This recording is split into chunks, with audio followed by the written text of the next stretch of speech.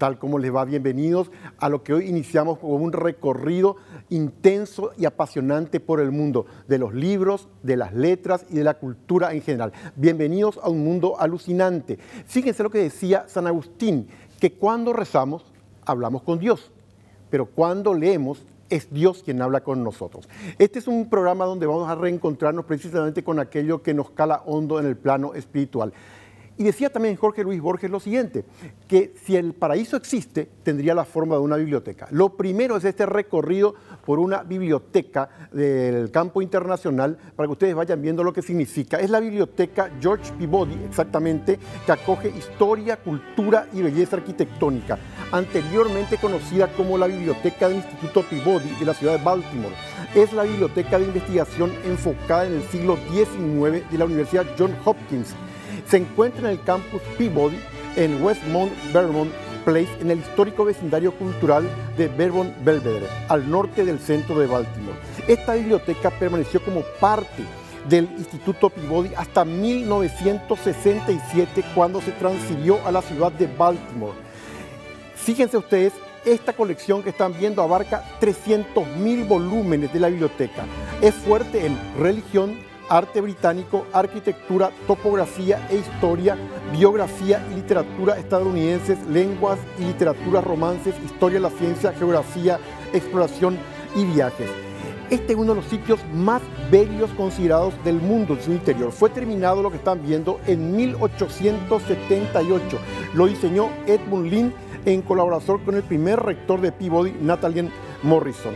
Para que tengan una idea, está rodeada por 5 niveles de hierro fundido, columnas festoneadas de oro que contienen, lo que están viendo, la maravilla de montones y montones y montones de libros que nos han hablado a nosotros cada día que nos acercamos a ellos. Y dentro de la sección de libros que se adaptan a la pantalla, sin ninguna duda, Roa Bastos es clave. Ustedes saben que Roa Bastos publica El trueno entre las hojas, un libro de cuentos en 1952. Se considera este libro como el arranque del Roa Bastos, que posteriormente genera obras maestras como Yo el Supremo. El trueno entre las hojas data, como les digo, de 1952. ¿Qué pasó en 1958? Con guión del propio Augusto Roa Bastos se hace una película llamada El trueno entre las hojas, que está basada en uno de los cuentos que está en ese volumen, llamada La hija del señor ministro. Fue la primera película de una jovencísima Isabel Sarli. Acuérdense, estamos hablando de su vinculación con Armando Bo, que dirigió la película y que luego serían pareja. Andrés Laszlo, Ernesto Báez. Básicamente, ¿qué pasa en un obraje? Roa Bastos tenía esa fuerte sensación permanente de compromiso con los más pobres y explotados. La explotación era salvaje. Estamos hablando de obrajes y sin ningún tipo de derecho alguno y con castigos brutales. Un día llega hasta allí la esposa del patrón, llega Isabel Sarli. Y la situación es, ante esta mujer que genera todo tipo de inquietudes en los hombres que están allí, ¿qué tragedias se desarrollarán? Este es el eje narrativo del cuento La hija del señor ministro y de la película El trueno entre las hojas, que reitero, es con guión de Augusto Roa Bastos. Se considera que el desnudo que hizo Isabel Sarli en esa película concretamente fue uno de los primeros desnudos en el cine argentino. La película data de 1958. Y también queremos saber qué recomiendan algunas personas conocidas en nuestro medio sobre los libros que están leyendo. Por ejemplo, veamos lo que el senador paraguayo Cubas nos recomienda. Estoy leyendo el Código de Ejecución Penal comentado. Hay un solo libro muy interesante en donde se tipifican todos los derechos que tiene la gente que está en la cárcel. ¿Cómo es posible que tenemos dinero ya presupuestado para los grilletes electrónicos y nunca se implementa? No puede ser. Estoy leyendo libros de contrataciones públicas, que es un área que me gusta bastante, todo lo que hace licitaciones, en el afán de modificar esa ley para que el remate también tenga el mismo talante. Vamos a una pausa y enseguida con el escritor, periodista y columnista Bernardo Neri Farina, fue presidente de la Sociedad de Escritores del Paraguay. ¿Qué leemos los paraguayos? ¿Es cierto que no tenemos nosotros hábitos de lectura o cómo podemos hacer para fomentarlos? Enseguida con Bernardo Neri Farina.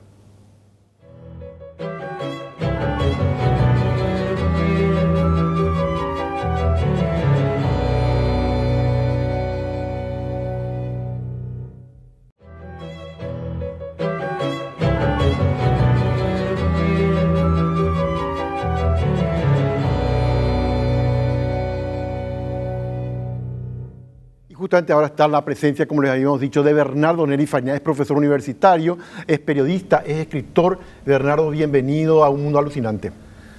Carlos, para mí es una distinción que me hayas invitado para, creo que el primer programa de tu ciclo, sobre todo un ciclo tan necesario, un ciclo dedicado a la cultura y un ciclo dedicado a los libros sobre todo, así que me siento muy honrado por esta invitación. Todo lo contrario. La primera pregunta que solemos hablar, Bernardo, ¿nos gusta o no nos gusta leer a los paraguayos?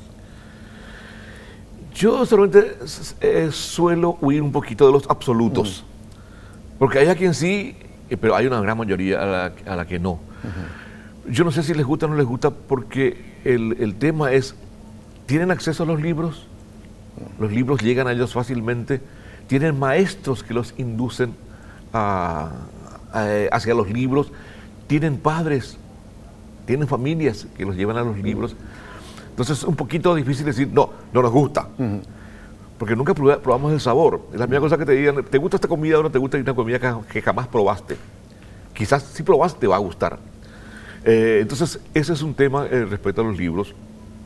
Que hay una lejanía respecto a los libros. Hace poco leí una información, decían que, no sé, en un alto porcentaje de hogares paraguayos no hay libros, por ejemplo. Vos te puedes tener un castillo, un palacete grande, hermoso. Me parece una casa muy triste si no tiene una biblioteca pequeña, pero biblioteca al fin. Entonces, ese niño o esa niña es difícil que llegue a adoptar el gusto por los libros, y es que no conoce los libros. ¿Y cómo hacer que justamente en ese niño o en esa niña se cultive el hábito y el placer a la lectura? Si los padres no son conscientes de la necesidad esa, creo que la escuela tiene una responsabilidad muy grande en eso. Nuestra generación teníamos grandes maestros de literatura. La literatura era una asignatura en la secundaria, y también la lectura era una asignatura en la primaria. Recordarás que teníamos el libro de lectura clásico y el manual de lectura, que tenían materiales complementarios a lo que sería el currículum. Y ahí aprendíamos a leer, y ahí aprendíamos a familiarizarnos con nombres de los grandes maestros de la literatura universal, y yo te hablo de los años 60, de los pocos maestros de literatura paraguaya que existían entonces, sobre todo de narrativa, que estaban Casaxia, Roa, un poquito de José María Rivero Lamato y algunos pocos más que frecuentaban los libros, o sí, unos pocos más que hacían literatura en ese tiempo en Paraguay. Pero ya conocíamos. ¿Y qué pasa ahora? Cervantes, Quevedo. Y hoy la gente, los chicos no saben quién es Cervantes, no saben quién es Quevedo, no saben quién es Lope de Vega. Nosotros esos nombres nos eran familiares porque en la escuela había un programa, había programas de lectura. ¿Y eso se perdió como programa? Creo que sí. Porque inclusive, esto lo comprobaban en las facultades, que los alumnos universitarios no tienen familiaridad con nombres conocidos. Les preguntan quién es Juan Eolear y no saben. Les preguntas, ¿conocen a Blas Garay? Y te miran así como... Y son nombres fundamentales en la historia del Paraguay, porque es gente que aportó en muchos aspectos en el Paraguay. Voy a discutir lo que sea, pero gente que tuvo un pasaje muy importante por la historia de nuestro país, y sobre todo como creadores de cultura, como Blas Garay, que es el padre de la historiografía paraguaya. Y hay gente que va a la facultad y no sabe quiénes son. ¿Y cómo fomentar la lectura en tiempos de Internet, Bernardo? Creo que a través de Internet. Interesante, explícanos. Porque muchos de nuestra generación tienen ciertas reservas respecto al Internet y a las redes y compañía. Yo actúo mucho a través de Internet con mis alumnos, porque Internet es, por más que tenga juegos, por más que tenga distractivos, todo ese tipo de cosas, Internet es la más grande biblioteca universal. Ahí tenés todos los clásicos que te puedas imaginar. Puedes entrar en todas las bibliotecas, la de la Complutense, la de Harvard, la de Yale, todas las... O sea, es ese sueño de Borges de una gran biblioteca. Estamos viviendo el tiempo del Edén borgiano, del paraíso borgiano. Tenemos libros en todas partes. ¿Y cómo fomentar que a través de Internet los chicos lleguen a la lectura? Porque el teléfono, por ejemplo, o la computadora o la tablet, es un elemento ya inherente a sus manos. Pues, ya los chicos tienen eso como si fuera una herramienta, como para nosotros era el lápiz antes del bolígrafo. Sí. Entonces, esa es su herramienta. Entonces, hace que a través de esa herramienta que a él le es inherente y que forma parte ya hasta de su físico, te diría, ya es casi una extensión del cuerpo. Una necesidad fisiológica de tener el celular en sus manos. Y bueno, hace que por lo menos vayan buscando dibujitos de chiquititos, cuentitos, y se vayan familiarizando con el acto de leer. Yo, por ejemplo, reivindico las redes sociales. Explícame. Reivindico las redes sociales porque mediante las redes sociales hemos vuelto a activar nuestro mecanismo de escritura. Fíjate, antes de las redes, mensajes a través de ciertos signos y todo tipo de cosas, pero después con las redes sociales, con internet, con Facebook, con Twitter, debíamos escribir. Y eso entonces hizo que volviéramos al ejercicio de escribir. Eso es importante. También al comienzo se escribía muy mal en Facebook, sobre todo. Pero había gente de cierto nivel que comenzaba a protestar contra eso. Y comenzaba así, un término actual, a escrachar a la gente que escribía mal y a ponerlas en ridículo a esas personas. ¿Esto fue cambiando? Entonces la gente comenzó a pensar, no, yo tengo que mejorar mi capacidad para escribir, para expresarme, porque si no, se van a burlar de mí en las redes. Ahí está algo clave. Primero, utilizar las redes para efectivamente fomentar la lectura, usar Internet como una gran biblioteca. ¿Eso implica docentes también que estén en condiciones de realizar esa tarea? Absolutamente. Porque los docentes, hasta hace poco tiempo, conocía a varios docentes que tenían terror de la tecnología. Y eso es el peor error, porque no puedes dejar que tu alumno te supere. Porque la tecnología es parte ya de nuestra vida cotidiana. No podemos eludir. Es lo que pasaba con nuestra generación. Me acuerdo en los 80, cuando comenzaron a aparecer las computadoras en la redacción de los diarios, ¿sí? Muchos de los colegas, yo no voy a usar esto porque yo no me voy a dejar dominar por la máquina no me va a ganar, yo tengo mi capacidad propia y no dependo de las máquinas. Se quedaron en tiempo y se quedaron fuera del circuito. La persona que no se adapta a sus tiempos es una persona que se queda erradicada de su tiempo. Entonces, vos, si querés ser competitivo, si querés seguir viviendo y seguir produciendo en tu ambiente, en tu vida, y bueno, tenés que acompañar la evolución de los tiempos en muchos aspectos.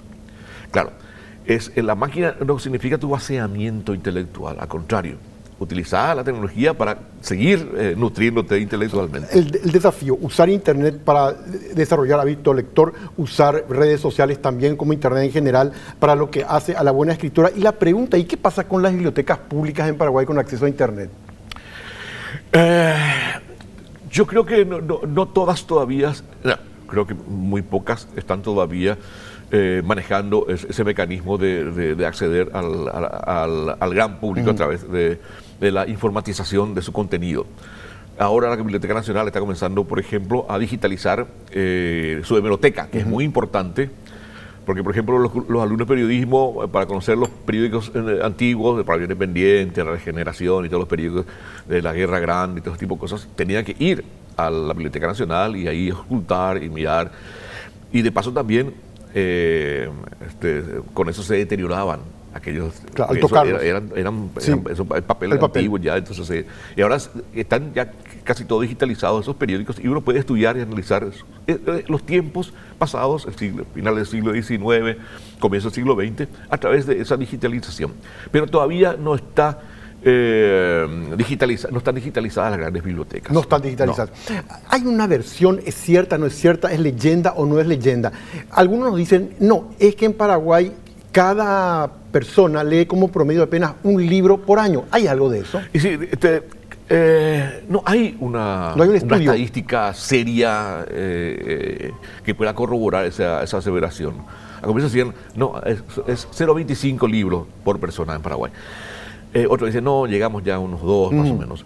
Pero yo dudo todavía de esas estadísticas y no tengo certeza absoluta, no tengo un parámetro que pueda medir la cantidad de libros que pueda leer un ciudadano paraguayo. Porque hay que tener en cuenta, primero están los grupos etarios, segundo están por ejemplo, la gente, lo que llamamos interior profundo del país, cómo acceden a libros, no hay bibliotecas, no tiene familiaridad, la escuela pública es muy pobre en ese sentido, los maestros no tienen mucha capacitación como para inducir a la lectura y todo ese tipo de cosas. Entonces es difícil saber. En centros urbanos sí, habrá gente que lee. Bueno, conozco colegios, hace poco estuvimos con Osvaldo González Real en un colegio donde los chicos leían un libro por semana. Ah, qué bien. Y vos notabas esa preparación, en las preguntas que hacían, los planteamientos que hacían, entonces... Pero bueno, esa es una excepción. Y hay, porque hay lejos, hay universidades la gente se recibe con su título licenciado sin haber leído un solo libro. Es lo que sostengo por experiencia en la docencia universitaria. Sí, un solo libro. Entonces hay despasajes muy grandes. Bernardo, ha sido un placer. Muchísimas gracias por acompañar este primer programa de Un Mundo Alucinante. No, te repito, para mí es un honor estar en este programa. Contigo, sobre todo, un hombre que aportó mucho a la cultura y sigue aportando y creo que va a seguir aportando. Y sobre todo a través de este medio, que es muy importante, la televisión llega y esto está digitalizado, y entonces esto tiene mucho alcance y quizás haga que mucha gente se interese por eso que es la lectura y cómo hacer para que la gente llegue a la lectura, que es para mí el más grande placer de la vida. Muchísimas gracias, Bernardo. Volvemos enseguida.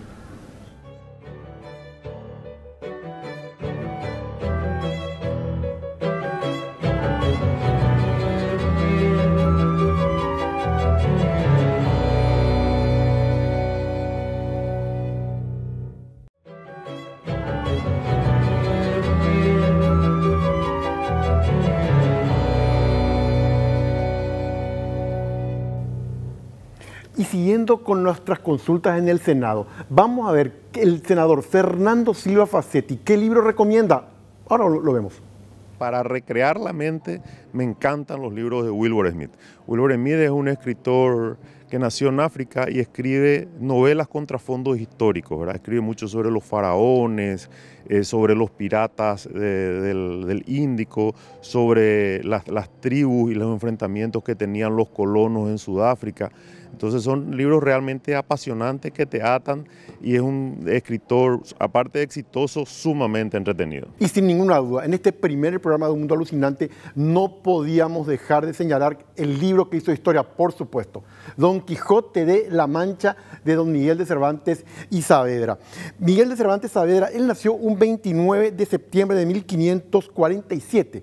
Él fue soldado, novelista, poeta y dramaturgo español. Está considerado la máxima figura de la literatura española y universalmente, como ustedes saben, es reconocido por la historia de Don Quijote de la Mancha. Muchos críticos describieron a Don Quijote como la primera novela moderna y una de las mejores obras de la literatura universal. Les cuento que es el libro más editado y traducido de la historia después de la Biblia. También se le conoce como el príncipe de los ingenios. No existen datos precisos sobre los primeros estudios de Miguel de Cervantes, que sin duda no llegaron a ser universitarios. Pudo haber estudiado en Valladolid, Córdoba o Sevilla.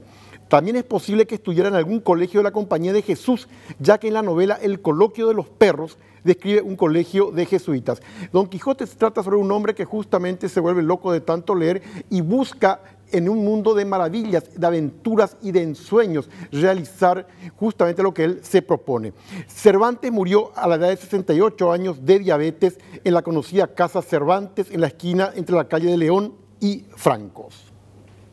Y en cuanto se refiere a las novelas de la semana, fíjense, por un lado tenemos para ustedes la novela de los Barret de Alfredo Boxia Paz, que está disponible en Servilibro, ahí están viendo la portada. Esto es muy importante, es un relato sobre la familia Barret que dejó marcas indelebles en la historia latinoamericana y paraguaya. Propone qué conexión guardan las vidas de un joven español que llega al Paraguay y se convierte en escritor social, un militante comunista perseguido y exiliado por la dictadura paraguaya, la de una guerrillera nacida en Paraguay, preparada en Cuba y traicionada por su propia pareja en Brasil. Son varias generaciones de los Barret comprometidos, todos ellos, con el mundo de la lucha contra la opresión social. Y este libro que ustedes están viendo en pantalla van a encontrarlo en la librería del lector. Para todos los amantes del suspenso político, Bill Clinton es uno de los autores de esta novela, James Patterson el otro. El presidente ha desaparecido. ¿Qué pasa en el mundo? ¿Qué pasa en Estados Unidos? El presidente desapareció, el presidente de los Estados Unidos se esfumó. Este es un thriller, una obra de suspenso que solo un presidente que sabe de todas las normas de seguridad puede escribir. De Bill Clinton y James Patterson. En el lector, el presidente ha desaparecido, imperdible. Y también, ¿qué pasa con la Casa Museo Mangoré en la ciudad de San Ignacio, departamento de Misiones? Muy importante, el recorrido por las bibliotecas es como un recorrido por los museos. Nos abre a otras vías y a otros ensueños. Quedan huellas del lugar donde crecieron grandes artistas. Este es el caso de la Casa Museo Mangoré. Perteneció a la familia de Agustín Barrios, gran guitarrista y compositor.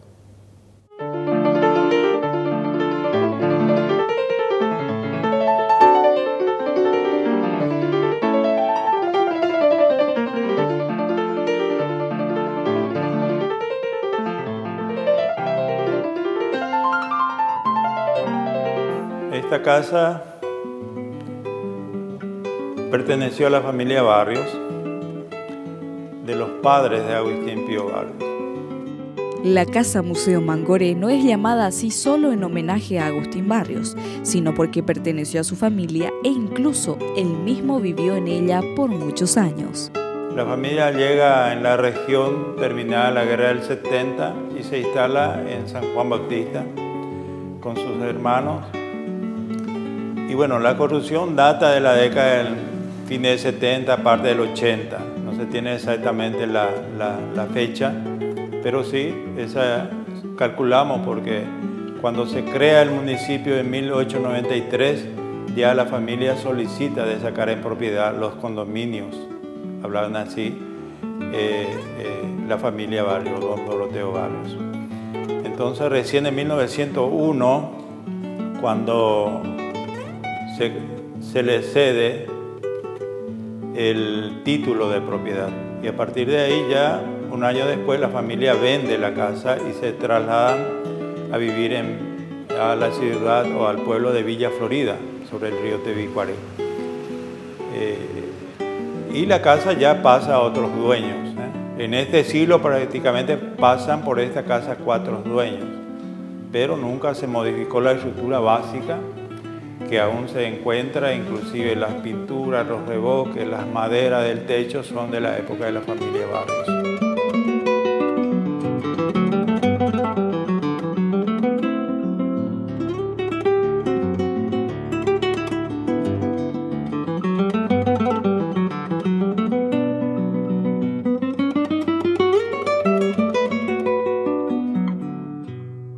Nosotros llegamos a recuperar este sitio en el año 94, que coincide justamente con el año declarado de Mangoré, Año Internacional de Mangoré. A partir de ahí habilitamos al público, hicimos las pequeñas mejoras básicas para poder utilizar el sitio y creamos una asociación mangoreana como una fundación, una asociación para poder trabajar y hacer las actividades y desarrollar lo que es la vida y obra de Barrios, inicialmente en la comunidad, generalmente relacionada a la figura de Barrios. Barrios dejó bastantes imágenes fotográficas a partir de su juventud, de niñez prácticamente. La primera foto de grupo de alumnos es de 1895, que aparece en una foto, y luego fueron apareciendo otros de su juventud, de su formación ya, y todo el tiempo de su vida él utilizaba como postales para enviar a sus amigos y también como para promocionar su arte. Entonces, de esas imágenes hoy sacando un modelo, un formato para ir ambientando la casa. El museo no solo cuenta con obras sobre Mangoré, sino también retratos del casco urbano de la ciudad de San Juan Bautista, departamento de Misiones. Es una colección de la ciudad, la parte urbana y la periferia de la ciudad de San Juan Bautista, donde reflejan las construcciones originales. Algunos están intactos, otros se modificaron y otros por completo desaparecieron, ¿verdad? Pero es para historiar, traer las imágenes y también para que la gente que viene pueda ver, conocer y también encontrar algo en el sitio. La Casa Museo Mangoré se encuentra abierta para todo público todos los días de 8 a 21 horas. Y nos queda una reflexión clara del escritor Bernardo Neri Farina, que hoy nos visitó. La cuestión no es decir nos gusta o no nos gusta leer a los paraguayos. La cuestión es hay que promover ese placer y ese placer vendrá por sí mismo. Queda una idea, tenemos que potenciar bibliotecas con internet que sean públicas por un lado, bibliotecas escolares muy buenas en los colegios y escuelas también con acceso a internet, porque como nos decía Bernardo Neri Farina, parafraseando a Jorge Luis Borges, que se imaginaba el paraíso como una biblioteca, tenemos que proveer de libros, que la lectura es un placer y así continuaremos siendo lectores por siempre. Nos vemos la próxima semana.